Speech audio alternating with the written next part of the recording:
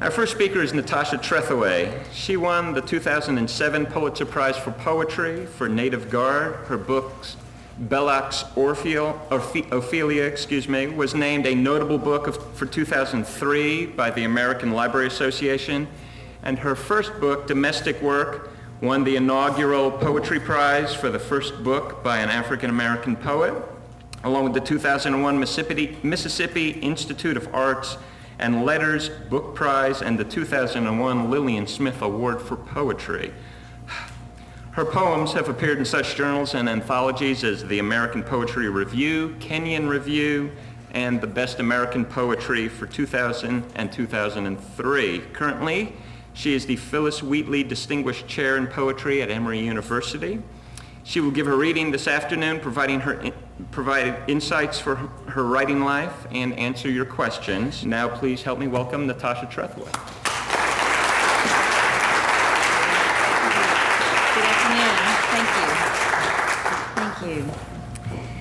I thought that what I would do, because I wanted to talk a little bit about imagery and the use of photography and research in my work, that I would read to you a little bit from my second collection, Belloq's Ophelia, that begins with a meditation on a photograph, and then a few poems from my most recent collection, Native Guard. I got interested in the photographs of E.J. Bellocq. Perhaps some of you are familiar with the movie Pretty Baby, Louis Malle. Anybody remember Pretty Baby? So that was Brooke Shields' first movie. I was in graduate school in a class called Materials for the Study of American Culture, and I first came across those amazing photographs that E.J. Bellocq took in the Storyville red light district of New Orleans. And I often begin poems by describing a photograph. Perhaps some of you have used this technique in writing fiction or nonfiction as well, and sort of leap off from there as I contemplate the lives of the characters in the photographs. One of the things that struck me when I first saw one of Belloq's photographs is how much it reminded me of the cover of my 9th grade Hamlet text, which was a painting of John Everett Millay's Ophelia. So this poem begins with thinking about how these two images are similar. Belloq's Ophelia, from a photograph circa 1912. In Millay's painting, Ophelia dies face up, eyes and mouth open as if caught in the gasp of her last word or breath, flowers and reeds growing out of the pond, floating on the surface around her. The young woman who posed lay in a bath for hours, shivering, catching cold, perhaps imagining fish tangling in her hair or nibbling a dark mole raised upon her white skin. Ophelia's final gaze aims skyward, her palms curling open as if she's just said, "Take me." I think of her when I see Belloq's photograph, a woman posed on a wicker divan, her hair spilling over. Around her, flowers, on a pillow, on a thick carpet. Even the ravages of this old photograph bloom like water lilies across her thigh. How long did she hold there, this other Ophelia, nameless inmate in Storyville, naked, her nipples offered up hard with cold? The small mound of her belly, the pale hair of her pubis, these things, her body, there for the taking. But in her face, a dare. Staring into the camera, she seems to pull all movement from her slender limbs and hold it in her heavy lidded eyes. Her body limp as dead Ophelia's, her lips poised to open, to speak. So the poem is clearly an ekphrastic poem, meaning, of course, that it responds to another work of art. But in many ways, it's a doubly ekphrastic poem because of the intertextuality not only of its response to John Everett Millay's painting, but also to Shakespeare's Hamlet and his character Ophelia. The silence that she was given as a character, the way she was rendered silenced in the play, is not at all the same case for this character, as I try to give voice to a voiceless character from history, someone whose name would not have appeared on the photographs. Only the photographer's name appears, and these women are often relegated to silence and oblivion. But in the collection, which consists of a sequence of letters that she would have written home to a former school teacher, and also a diary that she kept for a year or so of her life while she lived in Storyville. They tell roughly the same story, and I've chosen to talk about this because it is sort of a narrative technique. They tell the same story, and yet one story is the creation of a public self, the self that we create for an audience, for someone else. But the diary is, of course, that private self, that more lyrical self that seems to be a little bit more intact than the self that she tries on for her customers, for her friend that she writes home to. I'm going to read from her diary now. It's in 10 sections. These are all sonnet sections, not sonnets, unrhymed, though syllabic sonnets. Storyville Diary. Naming, en route, October 1910. I cannot now remember the first word I learned to write. Perhaps it was my name. And you know what? I just thought I better stop and say something. Forgive me. I forgot to tell you that one of the important things about Ophelia that interested me is that in a lot of the New Orleans brothels, they published a blue book where a lot of the women's photographs would appear, and they also gave information about the kind of house that they were in and what kind of services were offered there. They gave a racial designation of the women in these houses. These women in the poems that I'm writing here would have lived in either Willie Piazza's Basin Street mansion or Lula White's Mahogany Hall, which was also known as the Octoroon Club. These were very white-skinned black women who were more valuable because of whiteness on the outside and the perception of blackness on the inside. Storyville Diary. Naming, en route, October 1910. I cannot now remember the first word I learned to write. Perhaps it was my name, Ophelia, in tentative strokes, a banner slanting across my tablet at school or inside the cover of some treasured book. Leaving my home today, I feel even more the need for some new words to mark this journey, like the naming of a child, Queen, Lovely, Hope, marking even the humblest beginnings in the shanties. My own name was a chant over the washboard, a song to guide me into sleep.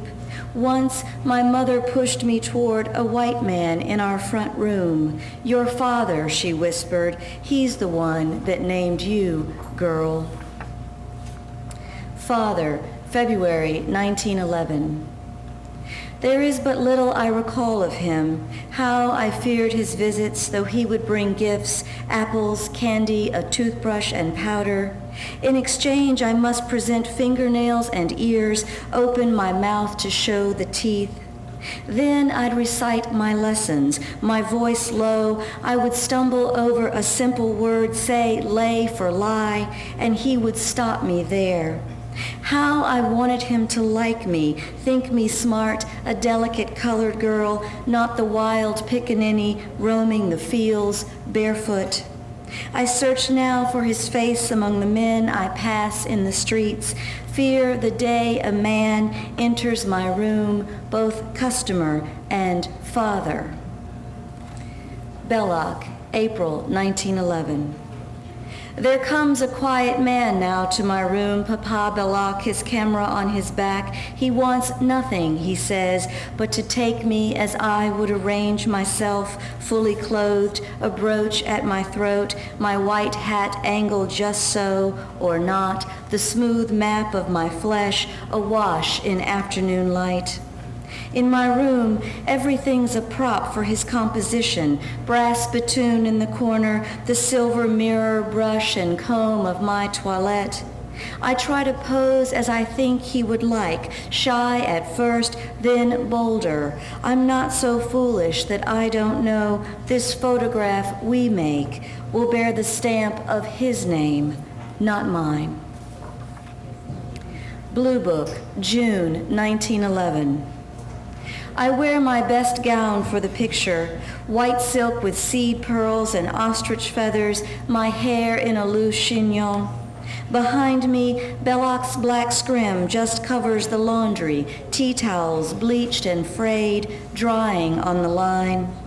I look away from his lens to appear demure, to attract those guests not wanting the lewd sights of Emma Johnson's circus. Countess writes my description for the book. Violet, a fair-skinned beauty, recites poetry and soliloquies. Nightly she performs her tableau vivant, becomes a living statue, an object of art, and I fade again into someone I'm not. Portrait number 1, July 1911. Here I am to look casual, even frowsy, though still queen of my boudoir, a moment caught as if by accident, pictures crooked on the walls, newspaper sprawled on the dresser, a bit of pale silk spilling from a drawer, and my slip pulled below my white shoulders, décolleté, black stockings, legs crossed easy as a man's. All of it contrived, except for the way the flowered walls dominate the backdrop and close in on me as I pose, my hand at rest on my knee, a single finger raised, arching toward the camera, a gesture before speech, before the first word comes out. Portrait number 2, August 1911. I pose nude for this photograph, awkward, one arm folded behind my back, the other limp at my side. Seated, I raise my chin, my back so straight I imagine the bones separating in my spine, my neck lengthening like evening shadow. When I see this plate, I try to recall what I was thinking, how not to be exposed though naked, how to wear skin like a garment, seamless. Bellocq thinks I'm right for the camera, keeps coming to my room. These plates are fragile, he says, showing me how easy it is to shatter this image of myself, how a quick scratch carves a scar across my chest. Photography, October 1911.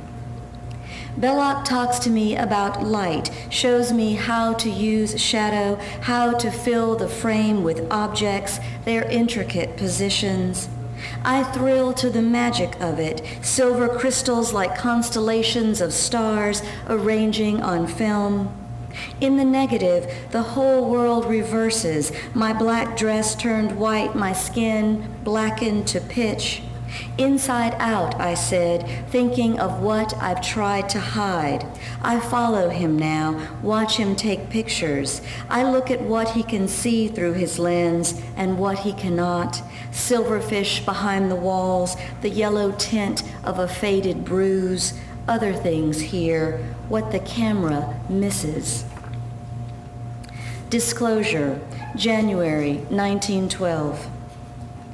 When Bellocq doesn't like a photograph, he scratches across the plate, but I know other ways to obscure a face, paint it with rouge and powder, shades lighter than skin, don a black velvet mask. I've learned to keep my face behind the camera, my lens aimed at a dream of my own making. What power I find in transforming what is real, a room flushed with light, calculated disarray. Today, I tried to capture a redbird perched on the tall hedge.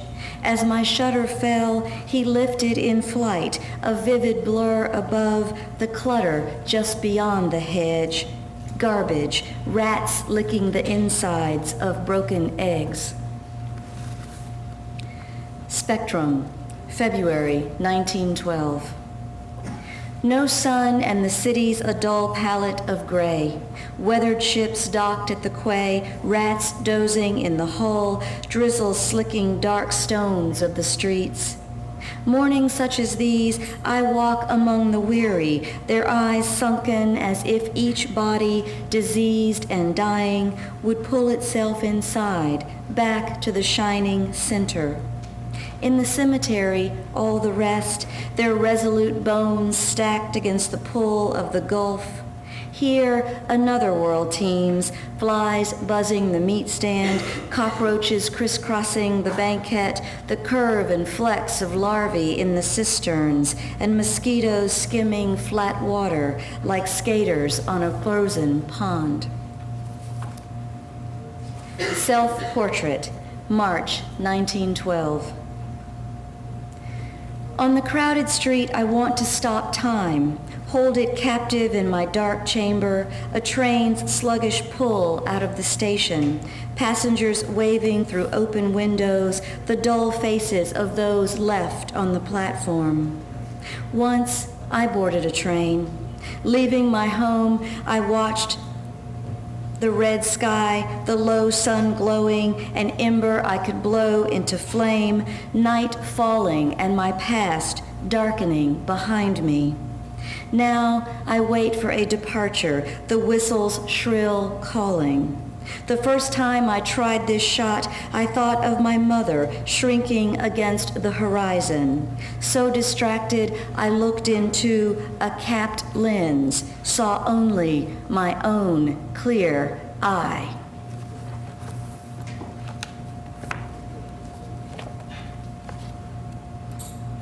Just a couple of poems now from Native Guard. Obviously, there's a lot of research that I like to do, and I begin always in asking myself a kind of historical question that I set out to answer. And so in researching the poems that became Belloq's Ophelia, I read everything from yearly almanacs to know how much it rained, how many mosquitoes, whether there was yellow fever that year, the numbers of rats in town. I read a lot of art history so that I could think about the role of women in 19th century paintings, the French nude. I was especially interested in Manet's Olympia. If you remember, that's the painting of Olympia staring brazenly out at the audience, at the viewer, that made so many people mad when it debuted in the salon in the 19th century, because all of a sudden, those of us who were used to looking at a woman's naked backside as she got out of the bathtub and didn't have to confront her looking back at us, all of a sudden, she was staring right back at us. And how dare her? Native Guard begins in a lot of research too. I thought when I set out to write this book that what I was most interested in was historical memory and historical erasure. I spent the first 6 years of my life growing up in my hometown of Gulfport, Mississippi, where there was a fort just off of the coast of my hometown, the fort at Ship Island called Fort Massachusetts. This is the fort that was home to the 2nd Regiment of the Louisiana Native Guards, who were among the first officially sanctioned regiments of African-American Union soldiers in the Civil War. No monument exists to let you know this. I went on to the island every summer and never took the tour that the park ranger gave and never knew anything about this particular history on the island. That spoke to me about the kinds of historical erasure when only part of the story gets told. I was interested in telling the rest of our story as Americans, our shared American history. But it was a buried history too, and for me, doing that research into a public history led me very closely back inside myself to a more private history that I was also in the back of my head wanting to uncover. My mother died about 23 years ago, and for various reasons, even though I'm a writer, it never occurred to me, because she was a divorced woman at the time, how to write her name on a stone. I didn't want her stone to carry the name of the ex-husband, because indeed he was the person who had killed her, but he was also my brother's father. So I didn't want to put my mother's first husband's name, because that's my father and it wouldn't have acknowledged my own brother. It took me this long before I figured out that I could have written her maiden name, the girl she was when she was born. So there's this a buried history also, because the narrative of my mother's life was not being recorded on the landscape with a monument. So like those Native Guard soldiers, her history was also being erased from our cultural memory without that marker.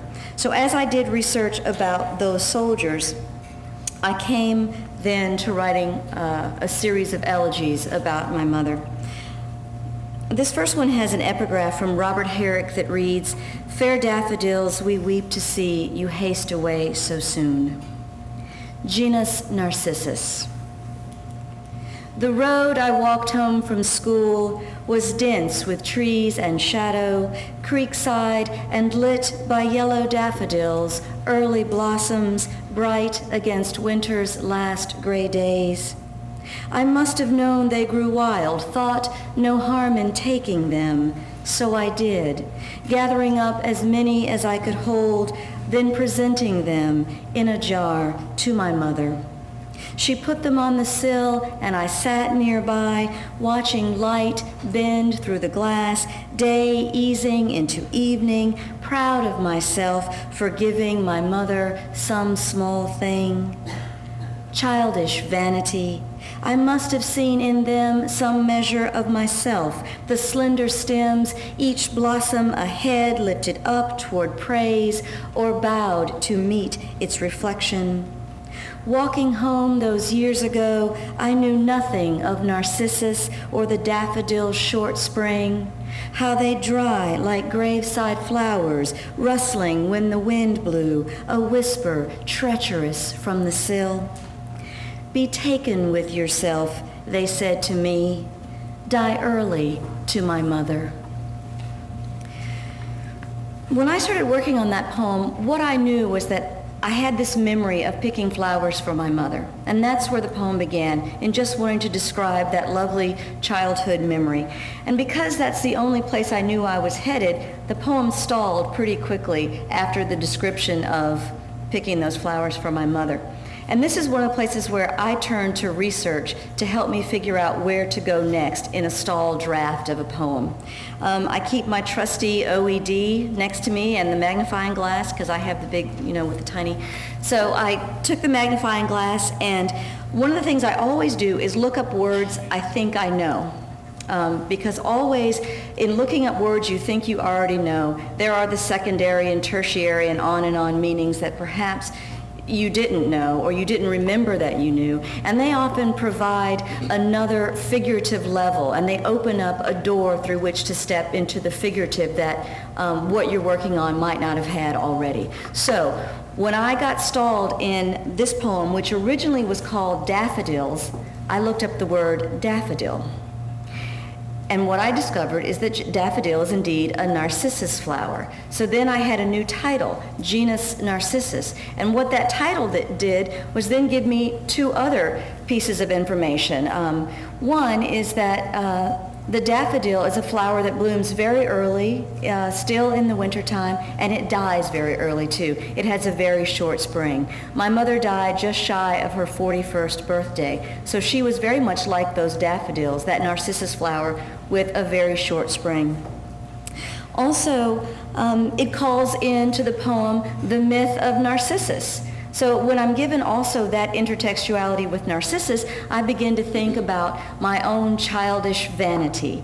Certainly, I made my mother happy by giving her those flowers, but there's that kind of vanity that we might have in childhood that does things also for the praise that we know we'll get. And so having those two directions in the poem allowed me to finish it. One last thing that I thought I knew going into the poem, it was a thing sort of floating in the back of my head, was that somewhere I had learned that the colors of flowers and the types of flowers have meaning, or they're symbolic. And so if you go to someone's home and you take flowers, there are certain flowers or colors of flowers you don't take because of what they might suggest. I wanted to know what the daffodil flower that I gave my mother meant. And there you go, I looked up daffodil, and I could finish a poem that was stalled about halfway through. I'm just going to close with two more that involve a little bit of research like that, but also formal research too, and the sort of envelopes of form that we might choose as we're writing. This next poem is a blues sonnet. And I don't ever sit down to write in a traditional form. Usually the poem suggests to me at some point why it ought to be what it becomes. But I had been unable to write, and so I turned to reading my book of forms. And this is the first time that I had come across a blues sonnet. Of course, I know what a blues is and how blues works, but I didn't know that there was a form. And all of a sudden, the form gave way to the material that I was trying to write. Graveyard Blues. It rained the whole time we were laying her down, rained from church to grave when we put her down. The suck of mud at our feet was a hollow sound. When the preacher called out, I held up my hand. When he called for a witness, I raised my hand. Death stops the body's work, the soul's a journeyman. The sun came out when I turned to walk away, glared down on me as I turned and walked away, my back to my mother, leaving her where she lay. The road going home was pocked with holes, that home-going road's always full of holes. Though we slow down, time's wheel still rolls. I wander now among names of the dead, my mother's name, stone pillow for my head. And finally, a poem that relies a little bit on the myth of Orpheus and Eurydice. The poem is also a palindrome, and this is a form that I didn't know existed until I wrote the poem. So for me, it seemed as if it were my own invention. I wrote the first half of the poem first and lived with it for a long time, looking at it and thinking, it's not right yet, and I didn't know why. And one of the things that I like to do with drafts is to read my lines backwards and in reverse order, because for me that allows me to check the integrity of a line beyond its syntax, beyond how it appears in a sentence or the rhetorical structure of the poem. And if it has integrity that way, then I like the line better. When I did that, I discovered something interesting about this poem, that it had the capability, with just a few changes, to actually echo Orpheus's journey into the underworld to try to bring Eurydice back. For me, that's what dreaming of my mother was like. I would have those dreams where she's very much alive in the dream. There are two kinds for me. One, she's alive in the dream. I don't know that she's ever died. And then there's a dream where it feels like a visitation, that I know she's dead, but in my dream, I'm with her and I'm happy. That's a great dream to have. The first dream, the dream where I think she's still alive, is the worst kind, because there's that half a second, it seems, when I wake up and I have to remember all over again that she's dead, and the grief seems fresh all over again. So that sort of turning over, waking up, to me is like Orpheus turning around and Eurydice disappearing, and his ability to bring her back to the underworld is gone. So keep that in mind as you listen. Myth. I was asleep while you were dying. It's as if you slipped through some rift, a hollow I make between my slumber and my waking, the Erebus I keep you in, still trying not to let go. You'll be dead again tomorrow, but in dreams you live, so I try taking you back into morning. Sleep heavy, turning, my eyes open, I find you do not follow. Again and again, this constant forsaking. Again and again this constant forsaking. My eyes open, I find you do not follow. You back into morning, sleep heavy, turning. But in dreams you live, so I try taking, not to let go. You'll be dead again tomorrow. The Erebus I keep you in, still trying, I make between my slumber and my waking. It's as if you slipped through some rift, a hollow. I was asleep while you were dying. Okay, so I think that wraps it up.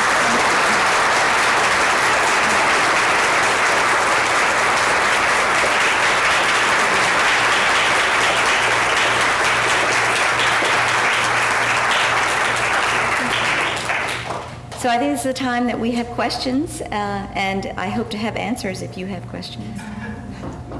Actually, yes. I'm glad you mentioned that, because the book that he's setting to music is the book that I read from Belloq's Ophelia. I have a colleague, Steve Everett, in the music department who's a composer, and he's decided to write an opera for my character Ophelia. And so he's gotten a soprano who will sing Ophelia's part. He's set many of the poems to music. He's even recorded me reading a few parts. So I think that, I'm not sure how it'll work out, because he has a lot of equipment to modify voices and things. So I think it's going to be sort of an amazing collaboration well, as I mentioned in the paper, and I mentioned today, I was talking about sort of how my work is ekphrastic because it responds to Millet's painting, which of course responds to Hamlet. But then Steve Everett's composition is now responding to my book that responds to those things. And but isn't that what we're always doing? That we're always in conversation with other works of art, other poems and stories and novels that we've read. And I think that it's just very exciting to see a way another artist can take something and make it an entirely different or new thing than it was before. Yes. Yes. Which poets have influenced your work? Well, lots of them actually. Most recently, in working on Native Guard, because I was so concerned with my native land, my South, my Mississippi, I was interested in the way that a lot of Irish poets have written about the homeland. So Seamus Heaney's work, the last poem in the book, for example, is called South, which pays homage to Seamus Heaney's North. Also, the work of Evan Boland, who is an Irish woman poet who lives here also, teaches out at Stanford. She's got an amazing book called Writing in a Time of Violence that considers the history of her Ireland from many different perspectives. Like she'll write about a map or a photograph or the history of Irish women sewing lace for French curtains and sort of a way of sort of finding herself within that larger history. So in particular, those poets, and working on that book. I've also been deeply influenced by Yusef Komunyaka's landscapes. He's from Bogalusa, Louisiana, and I'm from Mississippi. And when I read his book Magic City and the way that he mythologized that landscape, I found a way to do that also, I think, myself in some of my landscapes. Robert Penn Warren, I find that I'm in conversation with Robert Penn Warren a lot. He's called the poet historian. And, not only his poems, but also his nonfiction has meant a lot to me. The Legacy of the Civil War, his book Segregation. There's a little bit of, the sense of nodding to Faulkner always as a Southern writer. Yeah, I always go to the second half of that thing you quoted, recollected in tranquility. And the recollected in tranquility part, I think, is where most of my writing happens. I never trust my spontaneous overflow of emotion to be good writing. So it's the revision that really shapes it. But, I do always conceive, I think, of a larger thing. I think that probably is because I had roots, as a fiction writer. When I first went off to graduate school, I thought I was going to write stories, and then I quickly learned that I couldn't write stories. But I could write a kind of narrative in a poem, in the elegant envelope of form that a poem is. But it wasn't enough for me just to write individual poems, because I was always imagining how these things fit together. Native Guard is very much a book that I think you certainly could open it anywhere and read a poem, but if you read the arc of the narrative, that's even more important for it. Belloq's Ophelia is certainly like that. My first book was probably the closest that I ever came to just writing poems and then somehow figuring out how they went together. But when I figured it out, what I realized is that I have a set of obsessions that, they arise in my work over and over, and thus they are thematic. And so there is always that link. Now I do tend to conceive of things as a whole. A new book I'm working on, I have that historical question that I've asked myself, and I try to go at it in many different ways, but I'm always trying to answer that one question that's sort of burning inside my head. So I think I tend to write books, that are made up of individual poems that can stand by themselves, but I'm always thinking about that larger thing. I actually am working on a prose. It's a meditation on the Mississippi Gulf Coast in the wake of Katrina. Part of it, a very condensed version, is out this month in Virginia Quarterly Review. It's the first extended treatment in prose of anything I've written. And it's kind of a family narrative, things, what happened to some of the people in my family after the hurricane, after dislocation, and sort of trying to rebuild their lives after that. It's a question about how to deal with historical material, which is vast, and you can cut a very wide swath as you do research. And I find that one of the challenges is not to get bogged down with, the history. So one of the things that I do is, I spend a lot of months doing more researching than I am writing. I'm still jotting things down here and there. But I read widely and hope that it all settles in, because what I've learned is that at the point that I sit down to write a poem, I've got to push all of that stuff that I've read, all of the history, all of the theoretical material aside, or I'm going to write little essays in history rather than poems. So I have to push all that aside and, hope that it comes back to me as fact and not anachronism, because I want to avoid that as much as possible. I look for what Ezra Pound coined the term luminous details. When you're reading history, there are those moments, those small things within this larger array of facts that sort of stand out to us. It's also like, I use a similar term that Roland Barthes uses to talk about photography. So these two things are similar for me. Luminous details in history, the punctum in photography. That's the thing that when you look at a photograph, it's a little spark in a photo that gets your attention. It might be the fact that there's, in this woman's room, a spittoon in the corner. I think I mentioned that in one of the poems. It's something that makes you think about what's outside of the frame of that photograph and gives you a sense of what the woman's life must be like because of some tiny little detail. That's the same thing in reading history. There's a wonderful poem by Terence Hayes that's about it's called A Postcard from Okima, and it's about one of the lynching photographs. And one of the things that he zeroes in on in the poem is how the woman has flowers on her dress. And it's focusing on that detail that's a much larger thing that gives us a much more emotional level of the poem than that she's hanging. She's hanging, but there's flowers on her dress. And there's another image that he focuses on. Someone's hand is open as if he's just released a dark bouquet. It's focusing on those luminous details or those punctums in the history, I think, that allow us to not be burdened by the facts that are guiding historical writing. You know, when I get that question, I feel like such a school marm because I wish I could give you a really groovy, exciting answer. But I give answers like fall in love with your OED. You know, read that dictionary for pleasure sometimes and just see what you learn from looking up words you think you know and discovering words that you didn't know. Also, really fall in love with sentences.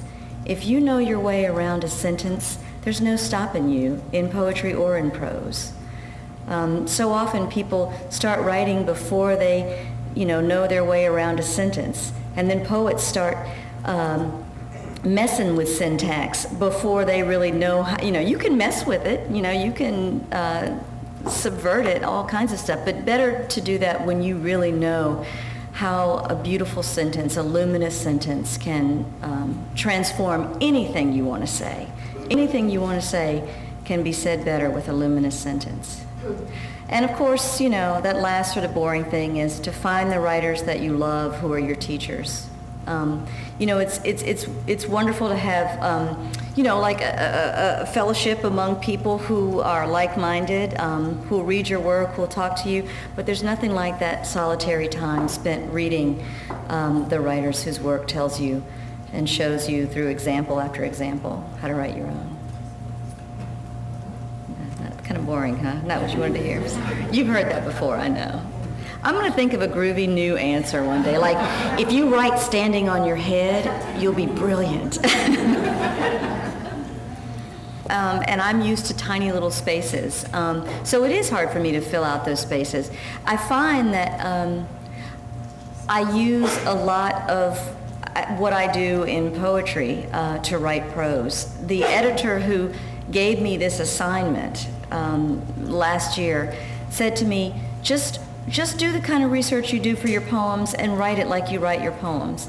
And I thought, okay, I can do that. And so I find that, it was easy sort of to translate the kind of research I do, but it was harder to stretch out some of the lyricism of those tighter lines that are also made better by the fact that they tug against a line break. So it was harder, and I found myself really having to stretch and to tell more, because in a poem I'm trying to really hone something down to what is most necessary, one image, one line about it, but I had more room to do that, to expand, to give myself a little bit more of a playful space to describe things that I would have thought were extraneous in a poem, except you can't have extraneous things in prose either. And so it just means it takes me a lot longer, and to make sure that I'm not putting in anything that ought not to be there just because I've got to fill up 25 pages or something. Thank you very much.